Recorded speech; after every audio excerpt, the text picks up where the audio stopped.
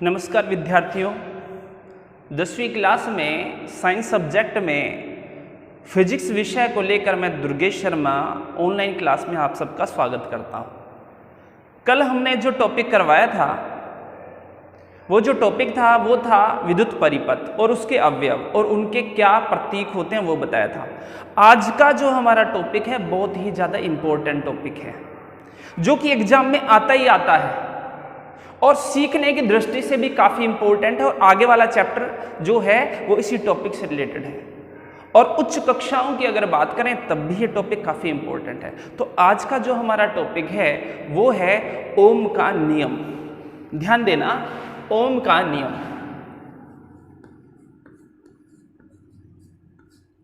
ओम का नियम। तो हमारा जो आज का टॉपिक है वो है ओम्स लॉ।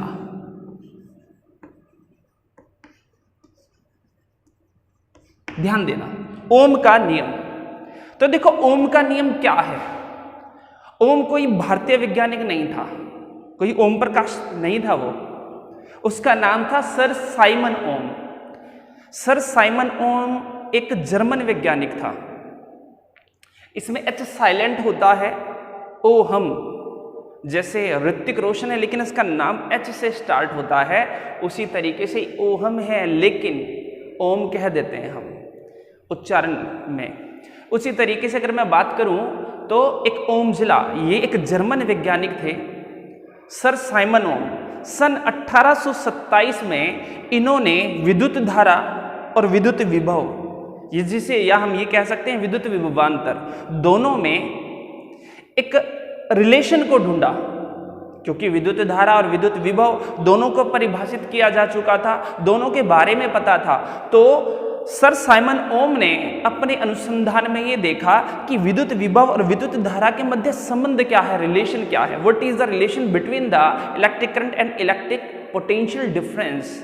ये चीज देखी इसने और इसने अपनी परिभाषा में ये बताया कि अगर कोई भी चालक तार है, क्योंकि हमें पता है चालक जिसमें आवेश आसानी से प्रवाहित हो सकते हैं, कोई भी चालक तार जिसकी भौतिक अवस्थाएं जैसे ताप, दाब, हम कहें तो अनुप्रस्थ काट क्षेत्रफल, लंबाई, अगर ये स्थिर रहें, कांस्टेंट रहें, तो जो उस चालक तार के सिरों के मध्य जो विभवांतर होगा वो उसमें प्रवाहित धारा के समानुपाती होगा। इसको थोड़ा ध्यान से देखते हैं। तो देखो इसे, उसने ये कहा जैसे ये एक चालक तार है, ये एक चालक तार है,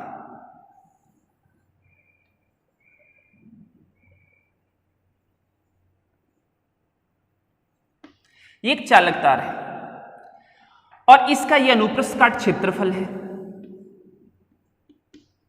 ये क्या है? अनुप्रस्थ काट क्षेत्रफल, जिसको ए से मतलब क्षेत्रफल की बात कर सकते हैं, एरिया। ये इसकी लंबाई है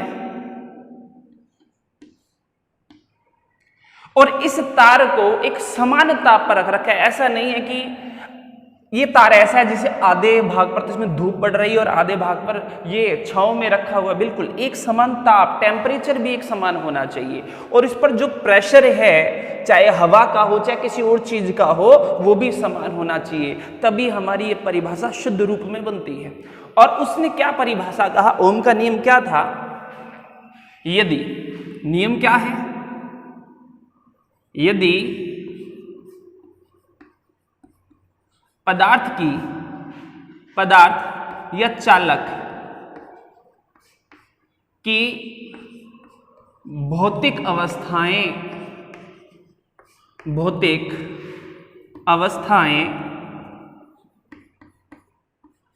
अवस्थाएं जैसे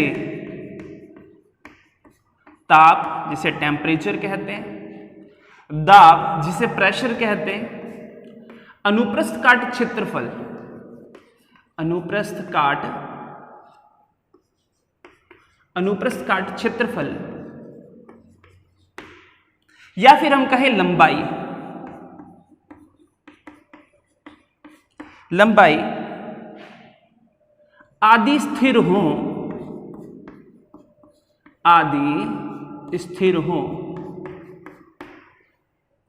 तब क्या होगा?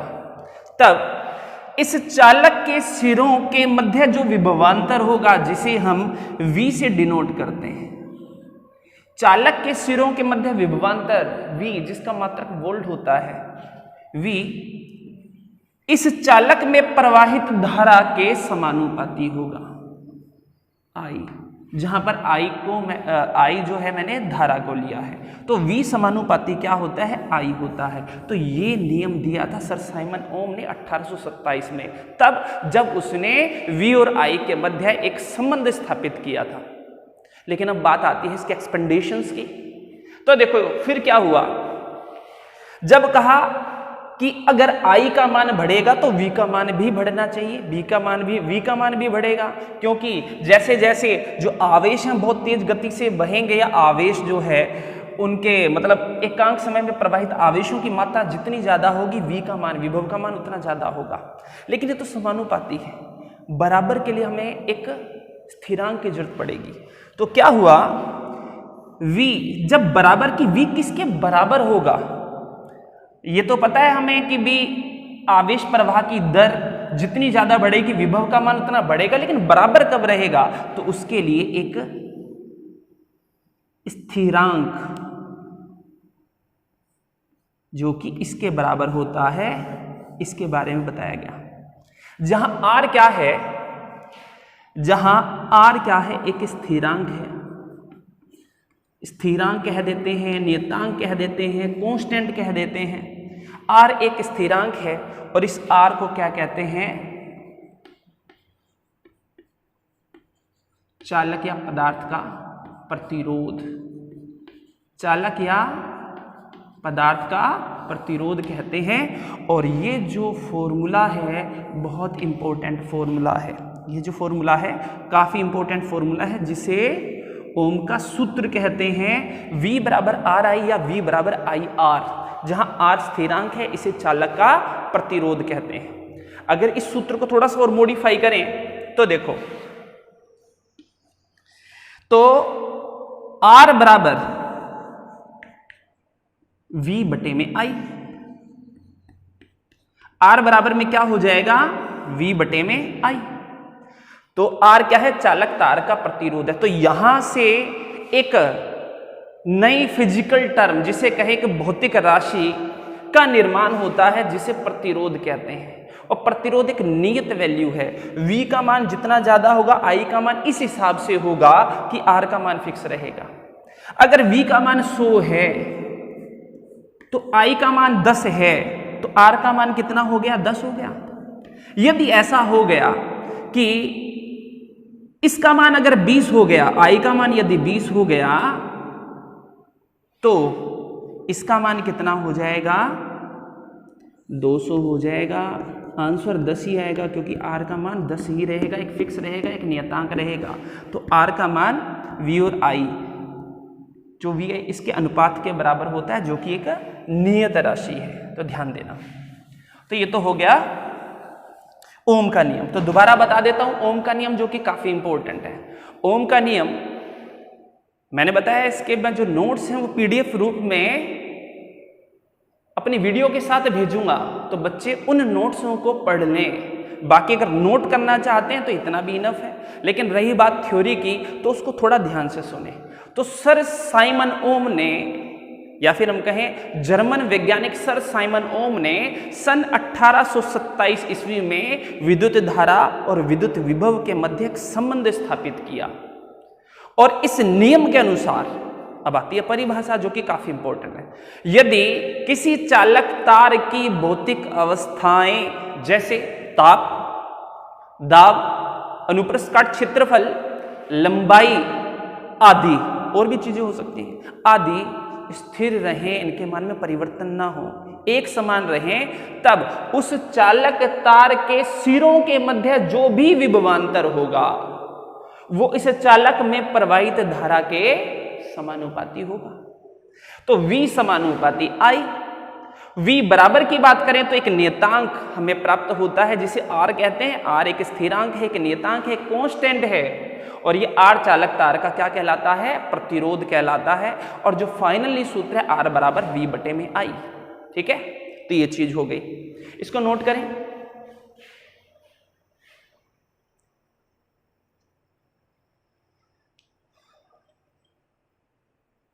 चलो नोट कर लिया होगा। अब हम बात आते हैं, हमारे पास फॉर्मूला मिल गया R इक्वल्स टू V बटे में I।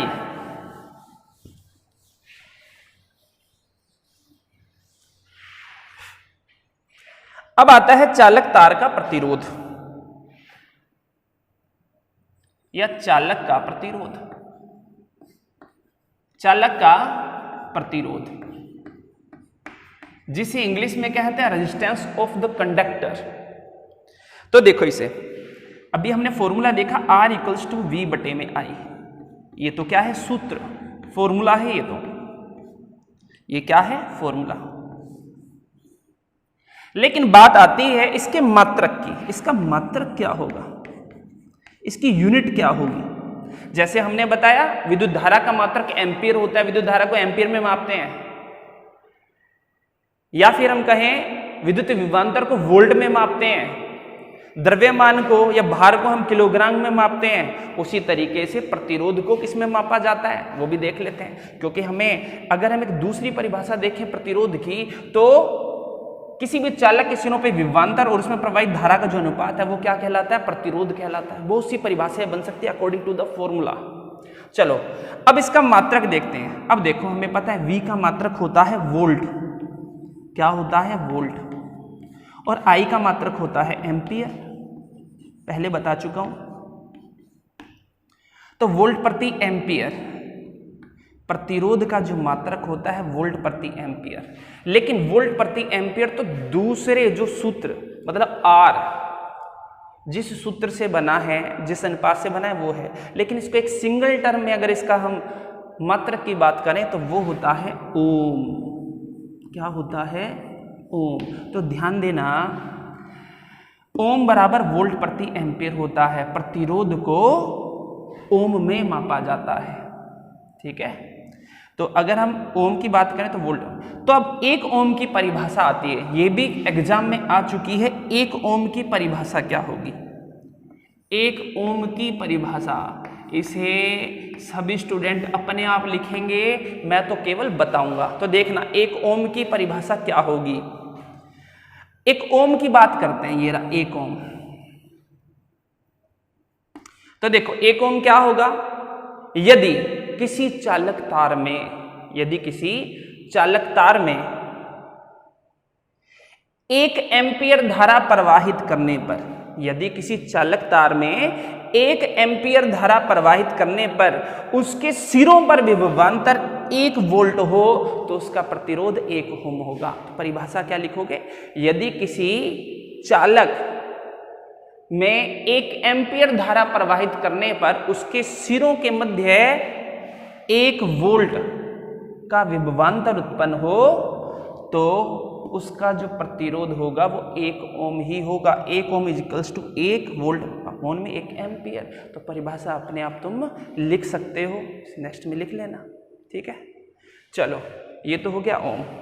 अब क्या होता है, ओम का जो प्रतीक है, ओम का जो प्रतीक है, क्या होता है कि जैसे हर चीज का प्रतीक होता है, किलोग्राम को हम कुछ इस तरीके से दिखा देते हैं, ये हो गया किलोग्राम, शॉर्ट में प्रतीक है ये। मीटर को हम इस तरीके से दिखा देते हैं। बहुत सी चीजें हैं, जैसे अगर बल आघूर्ण है इसे हम टो से दिखा देते हैं, बल है इसे हम एफ से दिखा देते हैं। उसी तरीके से अगर हम प्रतिरोध को मापना चाहते हैं और ओम नहीं लिखना चाहते, अगर ओम लिखते हैं तो ठीक है, लेकिन अगर इसे प्रतीक के रूप में लिखना चाहें, जब भी हम न्यूमेरिकल सोल्व करेंगे, अंक के प्रश्न को हल करेंगे, तो जब क्या करते हैं, जब इसका कोई आंसर आता है तो या तो हम ओम लिखें या फिर इसके प्रतीक को लिखें। तो इसका जो प्रतीक होता है वो कुछ इस तरीके का होता है। उसके बारे में एक छोटी सी चीज बता दूं, मैंने कहीं पढ़ा था, इंसाइक्लोपीडिया में पढ़ा है थोड़ा बहुत पढ़ा था, या फिर मैं बात करूं तो कहीं मैंने सुना भी था कि जो सर साइमन ओम था उसे अपनी टोपी से बहुत प्यार था। तो उसने जब प्रतीक दिया, क्योंकि सीधी सी बात है, ओम ने एक रिलेशन खोजा था, ओम ने प्रतिरोध के बारे में बताया था। उसने कहा ओम से जाना जाएगा ये मात्रक, लेकिन बात क्या थी, इसने जब प्रतीक दिया तो उसे अपनी टोपी से बहुत प्यार था। और उसकी टोपी इस तरीके की थी, जैसा फिल्मों में अपने देखते हैं जो अंग्रेज होते थे उनकी टोपी कुछ इस तरीके की होती थी। किस तरीके की? अंग्रेजों की जो टोपियां हुआ करती थी, जैसे फिल्मों में भी हम देखते हैं या हमने पुरानी फोटो देखी होगी कि जो इस तरीके की टोपी हुआ करती थी, इस तरीके की। तो इसी तरीके का उसने सिंबल चुना, तो उसने प्रतीक दिया कुछ इस तरीके का। ठीक है, तो इसका जो प्रतीक है वो इस तरीके का होता है। जब भी हम आंकिक प्रश्न को सोल्व करते हैं तो इस तरीके से इसका सिंबल हम यूज करते हैं। जैसे एक क्वेश्चंस देख लेते हैं। क्वेश्चंस है एग्जाम्पल के तौर पर, बहुत छोटा सा ही जैसा क्वेश्चन, जैसे हम ये मान के चलते एक चालक है और उस चालक में जो विभवांतर का मान है वो 20 वोल्ट है। जो विभवांतर का मान है वो क्या है? 20 वोल्ट। जो पोटेंशियल डिफरेंस, विभवांतर का जो मान है 20 वोल्ट, 20 वोल्ट है, और उसमें जो प्रवाहित धारा है वो है 2 एम्पियर। तो प्रतिरोध का मान क्या होगा? इसके आंसर की अगर बात करें तो हमें पता है, we know that R equals to V upon में I। R इक्वल्स टू क्या हो जाएगा? V की बात करें तो 20 वोल्ट और I की बात करें तो 2 एम्पियर। कितना हो जाएगा? 10। अब या तो हम ओम लिखें या फिर इसका प्रतीक लिखें, आंसर आ जाएगा 10 ओम। और जब भी 10वीं क्लास में मैंने बताया, जब भी कभी न्यूमेरिकल सोल्व करते हैं तो जो भी इसका मात्रक है वो लिखना जरूरी है। खाली 10 ही लिख देते हैं और उसके बाद आशा करते हैं कि हमारे पूरे नंबर आएंगे, नहीं, मात्रक को भी लिखना जरूरी है। ठीक है, तो ये है, इसको नोट करो।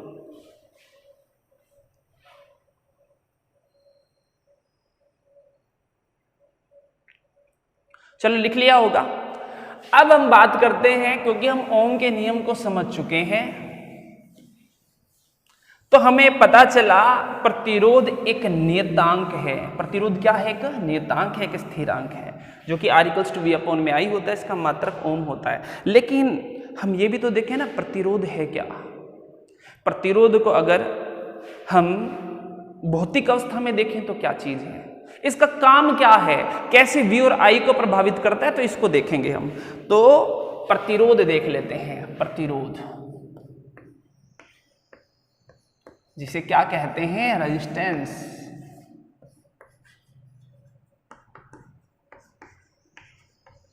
जिसे रेजिस्टेंस कहते हैं। प्रतिरोध होता क्या है? देखो, प्रतिरोध का मतलब होता है रुकावट, अवरोध, बाधा। क्या होता है? इलेक्ट्रॉन आ रहे होते हैं, बहुत तेज गति से आते हैं इलेक्ट्रॉन, जिसे हम आवेश कह सकते हैं, क्योंकि विद्युत धारा की परिभाषा क्या है? आवेश प्रवाह की दर को या एकांक समय में प्रवाहित आवेशों को विद्युत धारा कहते हैं। तो इलेक्ट्रॉन क्या होते हैं? आ रहे होते हैं, इस तरीके से आ रहे हैं बहुत तेज। अचानक क्या होता है? अचानक कोई इन्हें रोके, तो इस रुकावट को क्या कहते हैं? प्रतिरोध कहते हैं। और ये प्रतिरोध किस किन चीजों पे निर्भर करता है? लोहे का तार होगा तो उसका प्रतिरोध अलग होगा, चांदी का तार होगा तो उसका प्रतिरोध अलग होगा, सोने का तार होगा तो उसका प्रतिरोध अलग होगा, एल्युमिनियम का तार होगा तो उसका प्रतिरोध अलग होगा। तो पदार्थ, जिस पदार्थ से चालक बना है उसका प्रतिरोध अलग अलग होता है। और जैसा कि पहले भी बता चुका हूं कि सर्वोत्तम चालक, जिसके प्रतिरोध का मान बहुत कम होता है, वो होती है चांदी। लेकिन हमारे तार चांदी के नहीं हो सकते, जो हम आसपास तार देखते हैं, इसलिए नहीं हो सकते। अगर चांदी के तार बनेंगे हैं तो बहुत बढ़िया, लेकिन क्या होगा? हम ही नहीं छोड़ेंगे उसे। जैसे लाइट जाएगी काट कूट के अपने पास रख लेंगे। लेकिन कहीं ना कहीं जो एल्युमिनियम के तार जो होते हैं वो भी काफ़ी महंगे, ऐसा नहीं है वो सस्ते हैं, वो भी तार जो है काफ़ी महंगे आते हैं, लेकिन वो भी लगभग चांदी की तरह ही चालकता रखता है, अप्रोक्स इक्वल्स टू चांदी की तरह रखता है। तो आवेश सुगमता से प्रवाहित होते हैं। इससे एल्युमिनियम तारों का हम यूज करते हैं, क्योंकि थोड़ा क्या, बहुत सस्ता होता है चांदी की अपेक्षा। चलो बात करते हैं। तो प्रतिरोध क्या होता है? जब किसी चालक में धारा बह रही होती है तो चालक में धारा होती है आवेशों के कारण। जब आवेश बह रहे होते हैं तो आवेशों के मार्ग में जो रुकावट होती है उसे ही चालक का प्रतिरोध कहते हैं। तो देखो इसे, इसकी परिभाषा क्या बनेगी? इसकी परिभाषा बनेगी चालक तार में प्रवाहित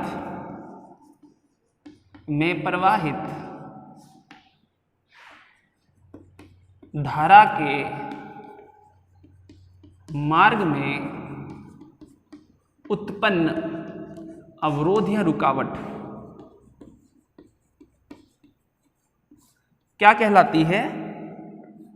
यही प्रतिरोध कहलाता है, चालक का प्रतिरोध कहलाता है, चालक का प्रतिरोध कहलाता है। तो प्रतिरोध सीधी सी बात है कि वो चालक जिस पदार्थ से बना होगा उस पर भी निर्भर करता है। इसको हम आगे पढ़ेंगे, ठीक है, इसको नोट करो।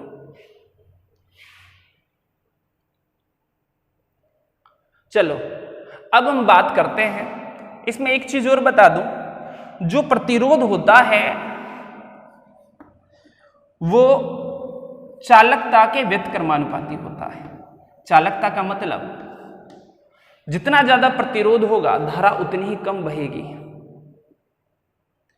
और जितना कम प्रतिरोध होगा विद्युत धारा उतनी ज्यादा बहेगी, और जितनी ज्यादा धारा होती है उसकी चालकता उतनी ज्यादा होगी। ठीक है, तो ये है।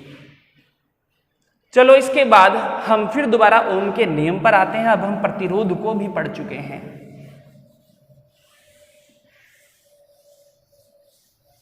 देखो इसे, प्रतिरोध की, अब हम ओम के नियम के प्रायोगिक सत्यापन की बात करते हैं। ओम के नियम का प्रायोगिक सत्यापन, प्रायोगिक सत्यापन। ओम के नियम का प्रायोगिक सत्यापन का मतलब होता है practically verification of Ohm's law. इसे हम अगर स्कूल लेवल की बात करें तो सबसे पहले एक इंस्ट्रूमेंट दिखाते हैं, जो मैंने तुम्हें अवयवों के प्रतीक बनाए थे वो सारे इंस्ट्रूमेंट तुम्हें दिखाते हैं, जिसमें धारा नियंत्रक होता है, इसके बाद कुंजी होती है, चालक तार तो तुम्हें पता है कोई भी चालक तार हो सकता है, इसके अलावा जो बैटरी होती है या जो सेल होते हैं, फिर इसका सेल बॉक्स होता है, उसकी सहायता से 10वीं क्लास में ये टॉपिक पढ़ाया जाता है, और इसको भी मैं बताऊंगा। तो नेक्स्ट या उससे नेक्स्ट क्लास में मैं इसका प्रैक्टिकल करके भी बताऊंगा। थोड़ा सा यहाँ वीडियो में दिखाना थोड़ा टफ हो सकता है, लेकिन जरूर बताऊंगा, तो थोड़ा सा माइंड में एक पिक्चर बनती है। तो ओम के नियम का प्रायोगिक सत्यापन के लिए हम रिलेशन देखेंगे, क्या ओम ने जो बताया था सूत्र R=V/I, क्या वो सही है? V समानुपाती I क्या वो सही है? और अगर उन दोनों के मध्य ग्राफ खींचा जाए, क्योंकि ग्राफ ही एक रिलेशन दिखाता है, संबंध दिखाता है, तो वो किस तरीके का बनता है उसके लिए हमें प्रैक्टिकल करना पड़ता है। तो इस प्रैक्टिकल को लिखित रूप में मैं तुम्हें बोर्ड पर बता रहा हूँ, और इसके बाद जो भी प्रैक्टिकल करना होगा वो भी मैं तुम्हें बताऊंगा। ठीक है ना? चलो, तो सबसे पहले हमने क्या किया? सबसे पहले हमने एक चालक तार लिया, और इस चालक तार में सबसे पहले एक सेल जोड़ दिया, ये सेल का पॉजिटिव सिरा, ये सेल का नेगेटिव सिरा। उसके बाद हमने एक कुंजी को जोड़ा, ताकि जब हम इंस्ट्रूमेंट को यूज ना करें तो क्या हो, हम कुंजी को ऑफ कर दें, नहीं तो ऑन कर दें। ठीक है, इसके बाद हमने रियोस्टेट को जोड़ा। इसके बाद हमने किसको जोड़ा? रियोस्टेट, मतलब धारा नियंत्रक को जोड़ा। धारा नियंत्रक को इसलिए जोड़ा ताकि हम धारा के मान में परिवर्तन कर या प्रतिरोधों के मान में परिवर्तन कर इच्छित मान की धारा प्राप्त कर सकें, जिसकी वजह से VB अलग अलग आएगा, तो रिलेशन तभी बनेंगे। अलग अलग मान की धारा के लिए अलग अलग मान के विभवांतर का मान प्राप्त करेंगे, जिसकी वजह से ग्राफ बनेगा हमारा अलग अलग पॉइंटों पर। तो ये ले लिया हमने धारा नियंत्रक, ये ले लिया हमने धारा नियंत्रक। ठीक है, ये धारा नियंत्रक ले लिया। इसके बाद करते हैं हम बात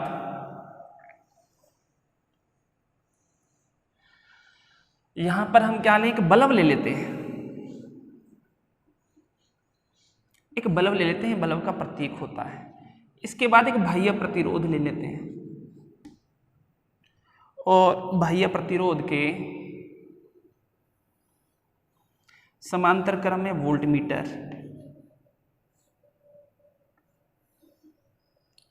और इसको सीधा जोड़ देते हैं।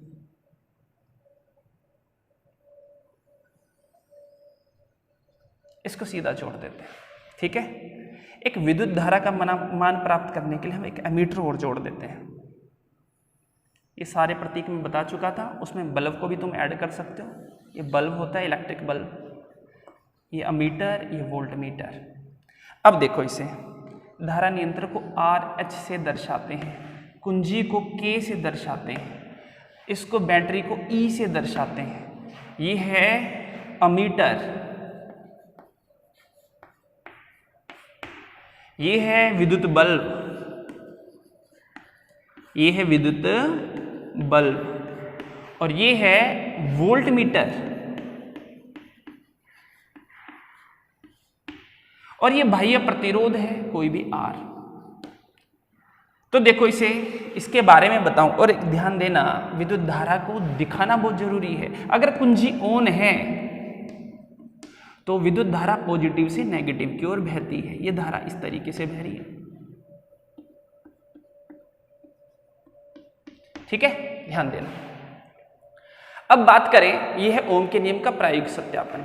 सबसे पहले हमने क्या किया, एक सेल जोड़ा, इसके श्रेणी क्रम में कुंजी जोड़ी, ताकि जब हम इस सर्किट को यूज नहीं करेंगे तो कुंजी को ऑफ कर दिया, नहीं तो ऑन कर दिया। ऑन करते ही विद्युत धारा बहेगी, उसी तरीके से जैसे जब हम बल्ब जलाना होता है तो बटन को ऑन करते हैं, नहीं तो ऑफ कर देते हैं। एक धारा नियंत्रक है, इसका जो काम होता है वो होता है प्रतिरोध के मान को कम या ज्यादा करना, जिसकी वजह से विद्युत धारा के मान में परिवर्तन होता है, और हम इच्छित मान की धारा के अनुसार या के संगत अलग अलग विभवांतर या विभव का मान प्राप्त करते हैं, जिससे ग्राफ बनता है। इसके बाद बात करें, ये बाह्य प्रतिरोध है, ये विद्युत बल्ब है जो जलेगा, ठीक है ना। जितनी ज्यादा धारा बहेगी उतना ज्यादा जलेगा, जितनी कम धारा बहेगी उतना कम जलेगा। विद्युत धारा का इस चालक में जितनी धारा बहेगी उसको हम एमीटर की सहायता से ज्ञात कर लेते हैं, उसका मान ज्ञात करते हैं, और जितनी वोल्टता, विभव या विभवांतर होगा उसको हम वोल्टमीटर की सहायता से ज्ञात कर लेते हैं। इसके अलावा मैंने बताया था, एमीटर को हमेशा किसी परिपथ के चालक तार के श्रेणी क्रम में जोड़ा जाता है और वोल्टमीटर हमेशा समांतर क्रम में जुड़ता है। अब ये तो है ओम के नियम का प्रायोगिक सत्यापन का प्रायोगिक चित्र। अब बात करते हैं, इसको जब हम पढ़ेंगे तो रिलेशन कैसे बनेगा। हमने सबसे पहले कुंजी को ऑन किया, कुंजी को ऑन करते ही सेल से पॉजिटिव टू नेगेटिव विद्युत धारा बही, जैसा कि ये दिख रहा है, ठीक है। जैसी विद्युत धारा बहेगी, जो ए है अमीटर, उसकी सहायता से हम विद्युत धारा का मान ज्ञात कर लेंगे, विद्युत धारा का मान ज्ञात कर लेंगे हम। बल्ब जलेगा, वोल्टमीटर की सहायता से वोल्टता का मान ज्ञात कर लेंगे। ये तो हो गया एक मान, हमने I1 का मान ज्ञात कर लिया और इसके संगत V1 का मान ज्ञात कर लिया। अब क्या होगा, अब हम धारा नियंत्रक की सहायता से धारा नियंत्रक के मान में, प्रतिरोध के मान में परिवर्तन कर हम धारा का मान अपने आप ही परिवर्तन होगा, जिसकी वजह से फिर दूसरी धारा बहेगी, धारा का मान परिवर्तन हो जाएगा, और इसके संगत फिर देखेंगे कि विभव का मान कितना है। इसी तरीके से हम और धारा नियंत्रक की सहायता से हम धारा के मान में परिवर्तन कर I3 के संगत V3 का मान ज्ञात कर लेंगे, और आगे ये चीज चलती रहेगी, ठीक है। तो इसको अगर हम शब्दों में लिखना चाहें तो देखो किस तरीके से लिखेंगे। दिए गए परिपथ चित्र में एक विद्युत सेल E, कुंजी के, धारा नियंत्रक RH, विद्युत बल्ब को श्रेणी क्रम में जोड़ा गया है। इस परिपथ में विद्युत धारा का मान प्राप्त करने के लिए चालक तार या परिपथ के श्रेणी क्रम में अमीटर को जोड़ा गया है, और विभव का मान ज्ञात करने के लिए परिपथ के समानांतर क्रम या परिपथ के चालक तार के समानांतर क्रम में वोल्टमीटर को जोड़ा गया है। इसके बाद हम ये लिखेंगे, हम धारा नियंत्रक की सहायता से धारा का मान परिवर्तन कर उसके संगत अलग अलग विभव का मान ज्ञात करते हैं, और जब हम अलग अलग धारा के संगत अलग अलग v का मान देखते हैं तो एक ग्राफ का निर्माण करते हैं। तो देखो ग्राफ कुछ इस तरीके का होगा।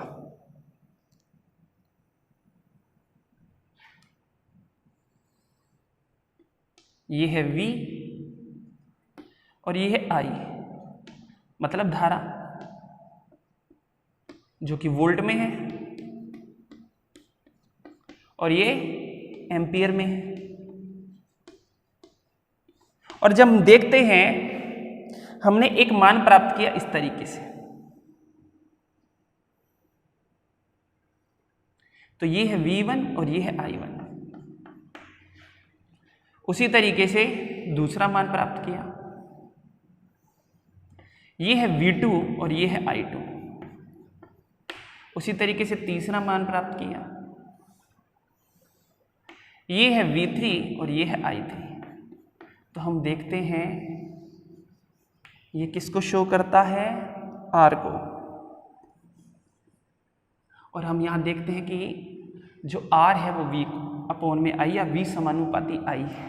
तो इससे हमें ये पता चलता है कि यहाँ पर जो स्लोप है tan theta equals to V बटे में I, जो ढाल है वो R के बराबर है। और यहाँ हमें ये पता लगता है क्योंकि V समानुपाती, हम यहाँ लिख लेते हैं, क्योंकि V समानुपाती I है, इसलिए जब V और I के मध्य हम ग्राफ खींचेंगे तो यह एक सीधी सरल रेखा प्राप्त होगी, यह एक सीधी सरल रेखा प्राप्त होगी। और यहाँ प्रायोगिक सत्यापन पूर्ण होता है। ठीक है, तो इसे नोट करो अच्छे से।